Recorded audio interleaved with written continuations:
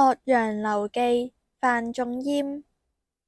慶曆4年春，滕子京謫守巴陵郡。乙明年，政通人和，百廢俱興。乃重修岳陽樓，增其舊制，刻唐賢今人詩賦於其上，囑孺作文以記之。余觀夫巴陵勝狀，在洞庭一湖，涵遠山，吞長江，浩浩湯湯，環無際涯。朝暉夕陰，氣象萬千，此則岳陽樓之大觀也。前人之述備矣。然則北通巫峽，南極瀟湘，遷客騷人，多會於此，覽物之情，得無異乎？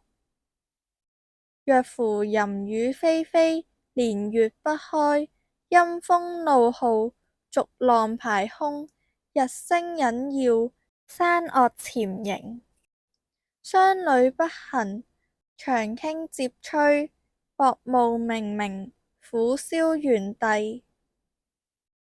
登斯樓也，則有去國懷鄉，憂讒畏譏，滿目蕭然，感極而悲者矣。至若春和景明，波瀾不驚，上下天光，一碧萬頃，沙鷗翔集，錦鱗游泳，岸芷汀蘭，鬱鬱青青。而或長煙一空，皓月千里，浮光躍金，靜影沉璧，漁歌互答，此樂何極！登斯樓也，則有心曠神怡，寵辱皆忘，把酒臨風，其喜洋洋者矣。嗟乎！余常求古仁人之心，或異議者之為，何哉？不以物喜，不以己悲。居廟堂之高，則憂其民；處江湖之遠，則憂其君。是進亦憂，退亦憂，然則何時而樂也？